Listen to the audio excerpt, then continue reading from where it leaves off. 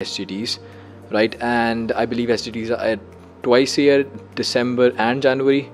So just tell us a little bit more about the SJT. You have to sit something called a situational judgment test, which usually takes place in about November, December, before the year you're going to apply. So let's say if I was going to start August 2023 or July 2023, I would have had to start the situational judgment test in November 2022. They're not an extra attempt, so you either do one attempt or the other one. It is only done in the UK and is free of charge as long as you've applied for the foundation program and they deem you eligible. It's a 3-hour paper. There was 2 sections, and it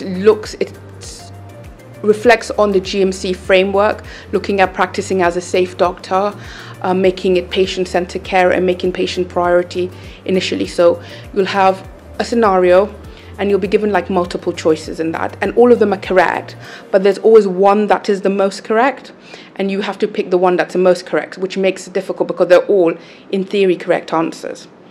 The second part of the exam was again multiple choice, but you had to rank them in order of what you would do first, second, third, fourth and fifth, and it was about a 3-hour exam. So that used to hold about 50% of the marks that's given to you as part of your qualifying to apply for a foundation program. The other 50% comes from where you stand in med school. At least you used to. Again, this is going to be changing in recent years with UKMLE coming on, but currently it's still applied where you're ranking in medical school. So if you are still in medical school, I'd say work quite hard to rank highest as possible, because that will give you an advantage. The second thing is doing research. Any research papers that are published, so there must be articles that are published and be able to be searched through PubMed and have a PubMed ID. If you have that and you can put that on your application, that will count as points as well.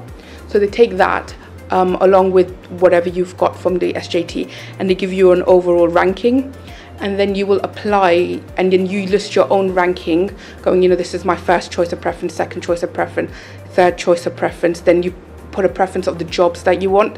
So what jobs do you want for an FY1 and FY2? So the application is for the entire 2 years, not just the first year. So that's something you have to bear in mind. So there'll be a lot of choice and then further choices within that, and you rank that according to you. And then depending on the overall mark you stand in your application, that will be matched up against your preference, and you will get the job that you are the highest ranking person for in that area, in those jobs that you want.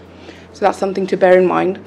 If you are worried whether you should apply for a certain place, you can look at competitions ratios online. They're available on the foundation program website. So obviously programs in London are extremely competitive.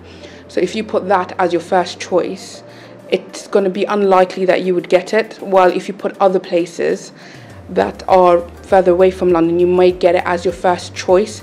And they also look at not just are you the highest ranking candidate, but is this your highest preference?